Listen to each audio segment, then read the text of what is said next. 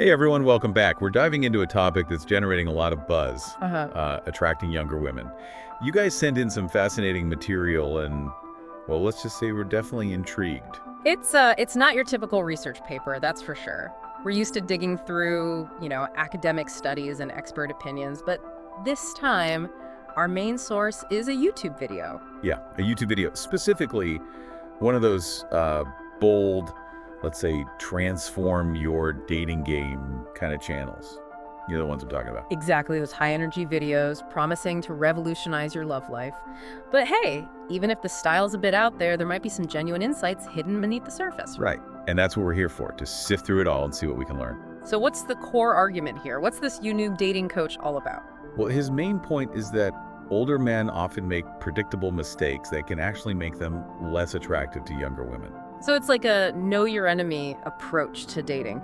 Figure out the pitfalls so you can avoid them. Kind of, yeah. He calls the first mistake idolizing her. Basically saying that some men just completely lose their cool around younger women. They put them on a pedestal, treat them like they're these delicate creatures.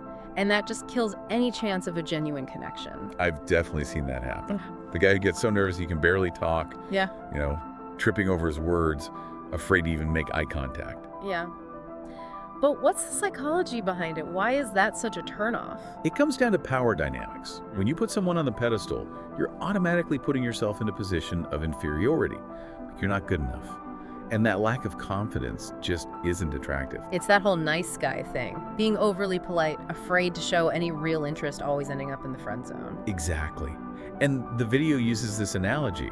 It's like you're treating her like a rare jewel. You're terrified of dropping. You're so focused on not messing up that you forget to actually engage with her as a person. So how do you bring out of that idolization trap? What's the solution? The video suggests something pretty simple but powerful. Normalize your interactions with younger women. The more you engage with them in everyday settings, the less intimidating and other they become. You start to see them as individuals, not these mythical beings. That makes a lot of sense.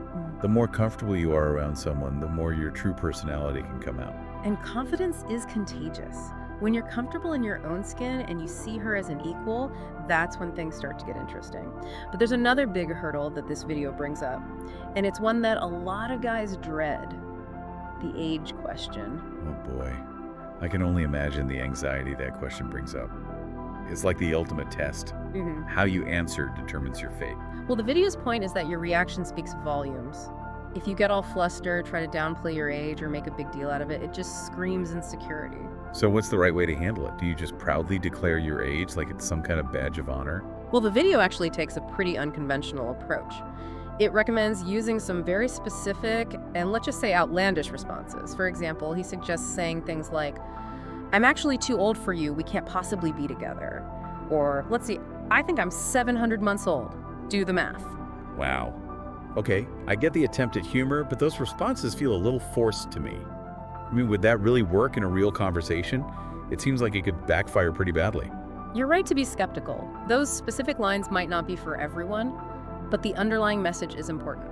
Don't let the age question throw you off balance. Instead of cringing and mumbling your age, turn it into a moment of playful connection. So own your age, but with a sense of humor and self-awareness. Exactly. It's about showing that you're confident and comfortable with who you are. And that kind of confidence, regardless of your age, is always attractive. Okay, confidence is key. I'm getting in that loud and clear. But let's move on to the next mistake, and I have a feeling this one might be a bit of a stereotype. What does our YouTube guru have to say about older men and money? Yeah, the classic money talk strategy. It's a bit cliche, isn't it? The older guy trying to impress younger women by, flashing his cash, taking them to fancy dinners, buying them expensive gifts. It does feel like a pretty tired trope, but is there any truth to it? Does that kind of approach actually work, or does it just backfire in the end? Well, the video argues that while financial stability can definitely be attractive, leading with your wallet isn't the way to go. It creates this kind of transactional dynamic that just doesn't lead to a genuine connection. It's like saying, hey, look at all the cool stuff you can have if you're with me. Not exactly the most romantic foundation for a relationship, is it? Not at all. And you often end up attracting the wrong kind of attention, someone who's more interested in your bank account than in you as a person. So if showering her with gifts isn't the answer, then what is? Yeah. How do you demonstrate your value without resorting to all that flashy stuff? This is where the video gets interesting. It suggests shifting your focus from things to experiences. Instead of trying to buy her affection, invest in creating memorable moments together. That's a really intriguing idea. Yeah. I can see how shared experiences could be way more meaningful and impactful than just buying someone a fancy gift. Think about it, going on an adventure together, exploring a new city, attending a concert you both love. Those kinds of shared experiences create lasting memories and build a much deeper emotional connection. It's about showing her who you are, what you're passionate about, and creating a bond through those shared adventures. Exactly, and it gives you a chance to let your personality shine through. Your sense of humor, your zest for life, all the things that make you unique and attractive. You know, it's funny, I was reading a study recently about the psychology of gift giving. And it found that people who receive experiential gifts, things like concert tickets or cooking classes, feel more connected to the giver, and they remember the occasion more vividly. That makes perfect sense. There's actually some scientific evidence to back up the idea that experiences are more emotionally resonant than material things. And when you think about it, it's pretty logical, right? When you share an experience with someone, you're creating a story together, a memory that you can both look back on and cherish. Absolutely. It's not about the price tag. It's about the shared emotion, the laughter, the adventure, the things that bring you closer together. But I'm curious about this next mistake that the video talks about. It seems a little tricky. It's called positioning yourself as a mentor or guide. What exactly does that mean in the context of dating? It's subtle, but really important. A lot of older men with the best intentions, of course, try to impress younger women with their experience and wisdom. Offering advice, guidance, support, hoping to show their value and make a connection. I can see the appeal of that. Who wouldn't want a partner who's wise, experienced, and supportive? But what's the downside? Why is that a problem? The problem is that while mentorship and guidance are great qualities in a lot of relationships, they can kill romantic tension.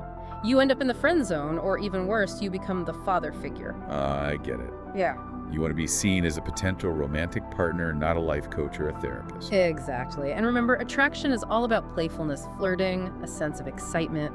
And if you're constantly in mentor mode, you miss out on all those crucial elements that spark romantic interest. So how do you strike that balance? How do you show your wisdom and experience without turning into her personal Yoda? The video stresses the importance of early and playful flirting. It's about establishing a flirtatious vibe right from the start to signal your romantic interest and avoid getting stuck in that friend zone. So inject some humor, some teasing, some lighthearted banter into your interactions. Precisely. Make it clear that you're not just there to dispense wisdom and life lessons. You're interested in her as a woman and you're not afraid to show it. That makes sense. It's about finding that balance between being respectful and supportive while also showing your playful, flirtatious side. But I am curious about one specific thing the video suggests incorporating light physical touch. Yeah, that's an interesting point. The video mentions things like a brief touch on the arm to emphasize a point, creating a sense of closeness and connection. Of course, this has to be done sensitively and with respect for boundaries. It's a delicate dance for sure. You want to create that spark of physical connection without making anyone uncomfortable. Absolutely. Consent and respect are paramount. Any physical contact should be light-appropriate and welcomed. It's more about creating a subtle sense of intimacy than making any bold moves. It seems like navigating these dating dynamics requires a lot of self-awareness and emotional intelligence. But, while this video is focused a lot on the mistakes older men make, I'm curious to hear more about the potential advantages they have. What are the things they're doing right that make them uniquely attractive? That's a great point. And the video does touch on this towards the end. It reminds us that age isn't just a liability, it can actually be a source of strength and attraction. Older men have a lot to offer: experience, stability, a sense of direction in life. It's all about showcasing those qualities in the right way. So instead of trying to compete with younger guys, it's about owning your strengths and letting your maturity and experience shine through. Exactly. And that's actually a perfect segue into the final part of our deep dive. And we're back, ready to wrap up our deep dive into attracting younger women. It's been a wild ride exploring this topic through the lens of, a pretty unconventional YouTube dating coach. Yeah. But you know what, even though the presentation might be a little over the top, sometimes I think there's some real nuggets of wisdom in there. Absolutely. We've talked a lot about the mistakes to avoid, but let's not forget about the strengths and advantages that older men bring to the table. So let's flip the script. Instead of focusing on what not to do, let's talk about what older men are doing, right? What makes them uniquely attractive? What are those qualities that younger women might actually be looking for? Think about it. Life experience brings a depth of wisdom, a broader perspective, a certain level of emotional maturity that you just don't develop overnight. And that can be incredibly appealing. It's like that saying, wisdom comes with age, but sometimes age comes alone. Hopefully not in this case, though. Right. And along with wisdom often comes stability, financial security, a sense of direction in life, a groundedness that can be really reassuring and attractive to someone younger. It's not about trying to be someone you're not or desperately clinging to your youth. It's about owning your stage of life, celebrating your journey, and recognizing the value you bring to the table. Exactly. It's about confidence, not insecurity. It's about showcasing your strengths, not trying to hide your age, pretend you're something you're not. And, it makes perfect sense. As we get older, we gain a deeper understanding of ourselves, our values, what we really want in life. And that self-awareness can be incredibly magnetic. It's like you're radiating authenticity, which is so much more compelling than any superficial attempt to appear younger or cooler. I'm seeing a pattern here: confidence, authenticity, focusing on building genuine connections. It's not about playing games or trying to manipulate anyone. It's about being your best self and letting your true qualities shine through. You got it. And that actually brings us back to something this YouTube video kept coming back to, the idea of attraction as a game. Yeah, that whole pickup artist terminology has always felt a little icky to me. It's like you're trying to trick someone into liking you instead of just being genuine. Exactly. It reduces something as complex and beautiful as human connection to a set of strategies and techniques.